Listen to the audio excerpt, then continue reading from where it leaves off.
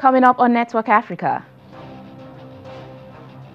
South Africa's parliament votes to adopt a report recommending constitutional amendment to pave way for land expropriation without compensation.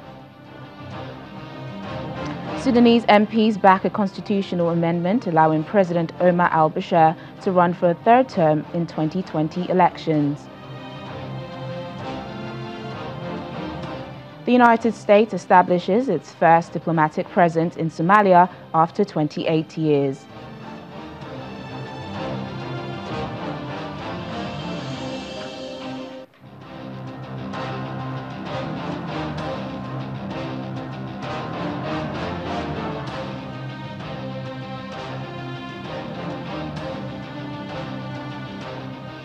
Hello and welcome to the program, everyone. I'm Teniola Shoboale. We begin in South Africa, where the main opposition party says it could go to court to stop the proposed land reforms by the government.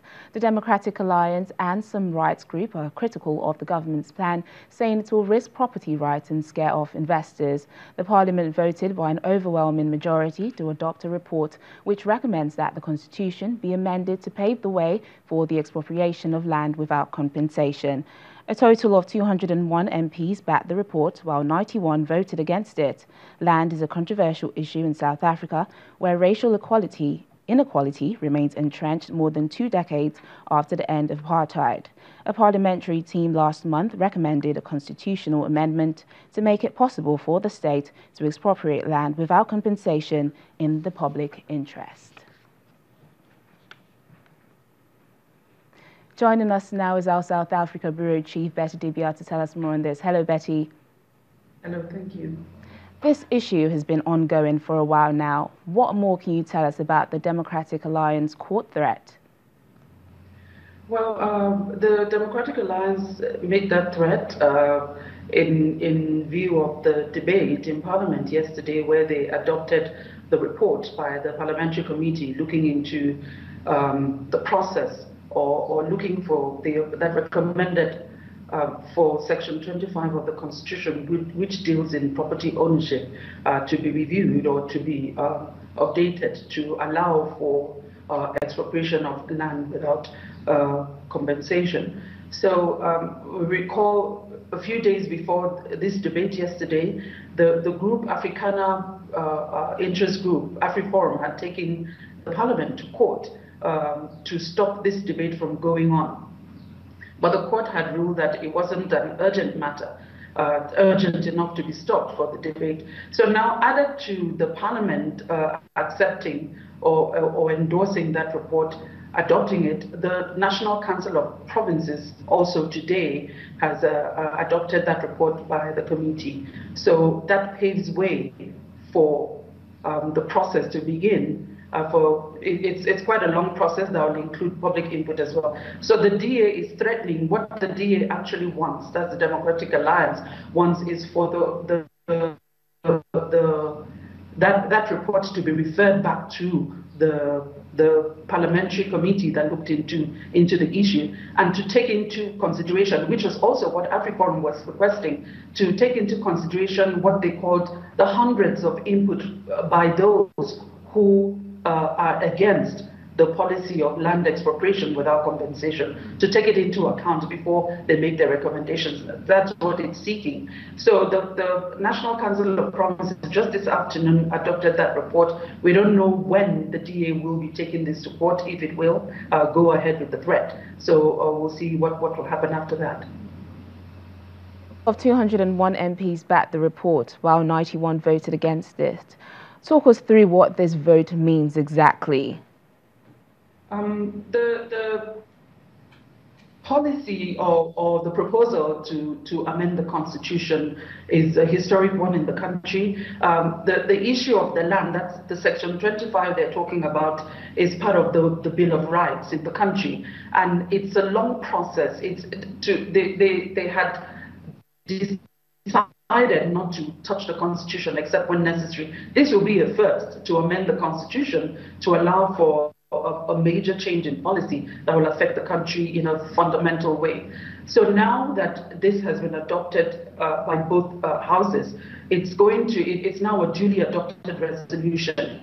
So going forward, what is expected, except the courts rule otherwise, going forward, a bill will now be introduced either by a member of the executive or a member of the committee or a committee in parliament or an individual member of parliament will introduce a bill. And when this bill is and before this bill is introduced in Parliament, it will have to be published in the Government Gazette, which will take 30 days before it's introduced and 30 days after for debate and the vote. This is to allow public input, further debate on the matter to take into consideration what the people feel about it. And now, if this vote goes through in the parliament, it has to be taken to, and it requires 2/3 majority. It will be taken to the National Council of Provinces as well, where it has to be given room as well, and it must be adopted by at least 6 of the 9 provinces of the country. So it's still a long process before it gets to a vote and to now to get back to the executive to endorse it as an act or law in the country. How is President Ramaphosa reacting to all of this, especially after the parliament approved the constitutional amendment? Well, they haven't approved, they're approving the process, so it's still a long way. But I'm sure the president is happy. This is part of what he's been shooting for and part of the campaign slogan. You know, although it's not an original for the party, the other parties like EFF that actually voted in line with the ANC in this regard.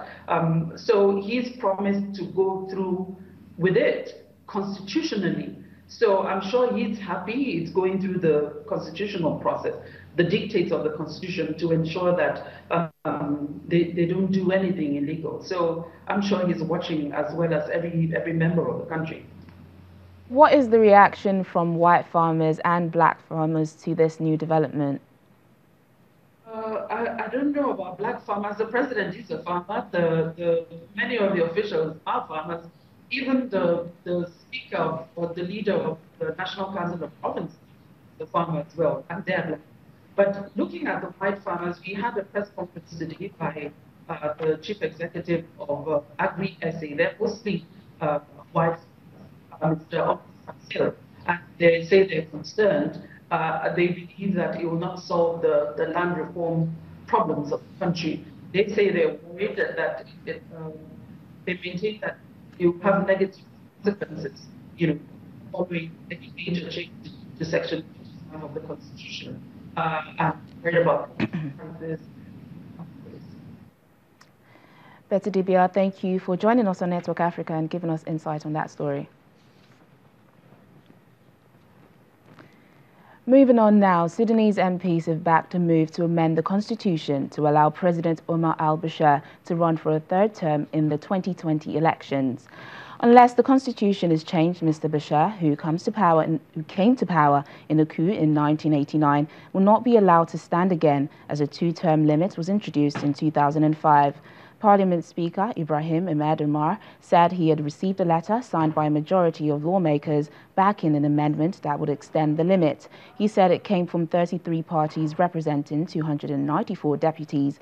The proposed constitutional changes would also give the president the power to sack elected governors. Mr. Bashir is wanted by the International Criminal Court for alleged war crimes and genocide in the western province of Darfur. He denies the allegations. Let's bring in an African affairs analyst now, Declan Kerry, to discuss more on this. Thank you for joining us on Network Africa. You're welcome. Seeing what is going on in Sudan, where lawmakers are trying to amend the constitution for a 3rd term for President al-Bashir to extend his tenure. Why is this so? Yeah, it's a common phenomenon in Africa. It's been happening, and it keep on happening as long as African leaders refuses to see that leadership is about service. In as much as they see leadership as a means of accumulating wealth, as a means of hiding things that they have done wrong, I think it will continue this way. But it's quite unfortunate that the people that ought to checkmate the excesses of these leaders are also giving them the backup. It becomes a case of rub my shoulder and I rub your back, a situation where the lawmakers that should have represented the interests of the people are the ones who legitimize these things, it's obvious that Africans leaders will be in trouble. So you agree with the idea that lawmakers in Africa are helping African leaders stay in power for longer? Of course, no African leader will want to extend his or her tenure on its own, except through the legislative processes. And you have people there who ought to represent the interests of the people. The fact is, the parliament, do they really go back to the people to ask questions? The answer is no. As soon as they also get to power, they are far from the people. And so they take decisions that profits them. You know, they take decisions that goes as long as making their pockets fatter than they were, you know, before getting into power. And so that's exactly what you're saying. That is why we see presidents propose certain things that will be anti-people, and you see the parliament backing such policies up, because at the end of it all, money will exchange hand. Most of these guys are just there for the betterment of their own welfare, not for the people. So what hope do the people have? As far as I'm concerned, I have not seen any hope from the people, because the hope that ought to come legitimately by constitution and by law should have come through the parliament. But the parliament, most of the time, stay away from the people as soon as they get power. So the masses should look up to God, and that is the ultimate helper of the masses in Africa. Because when you look up to the leadership, up to the parliament, or to the president, you're getting it wrong. Because most of them there are just there creating a kind of a system where, if they are even living, they will bring in their own people. You find a situation where children are filling up for their parents now, in-laws are filling up for their brothers who are in position. It's happening everywhere. In Nigeria, it's happening. So it's not a new thing, and it will keep on happening. What should be the role of lawmakers in determining how long a president can stay in office, especially when it is clear that the people do not want such leaders, like, for example, in Cameroon? Yeah, of course, like I said earlier, the people will always protest. The people will always say, no, we don't want this. But the voice of those people should be legitimized by the parliament. And whereby the people shout, protest, and the parliament is doing the contrary, those voices will end somewhere. It will end just at the barricade. It will not go beyond the barricade. So whatever happens in the inner house of the parliament decides the fate of the people. And that is where the people are in trouble in Africa. And that is where we can only have our say, we can have our way.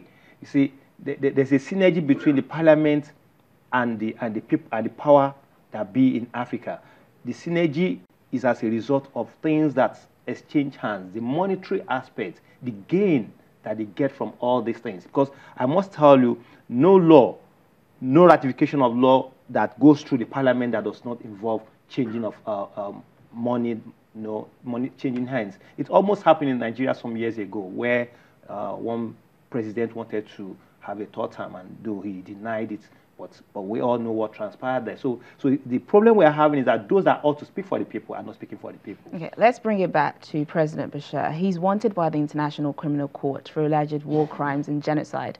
Can this in any way interfere with his bid for 2020? Yeah. Like I said earlier, I said they are basically there to amass wealth and to cover up certain things. As long as he remains the president, prosecuting him might be very, very difficult. And so, extending his tenure now will definitely make him have more power as a president. But one thing is this: they always forget that there is a particular tenure that expires. And I've been preaching this. Every African leader should understand that there's a power that controls their own power, that will definitely terminate whatever tenure they want to elongate. So I see it as people who don't really understand the passion in governance. Rather, they understand the passion in governance when it comes to making themselves happy. And it's a wrong way of governance in Africa. African Affairs Analyst Declan Kerry, thank you for joining us on Network Africa. It's always a pleasure speaking with you. You're welcome. Still to come on the program. Protests continue for a third day in parts of Ethiopia's Oromia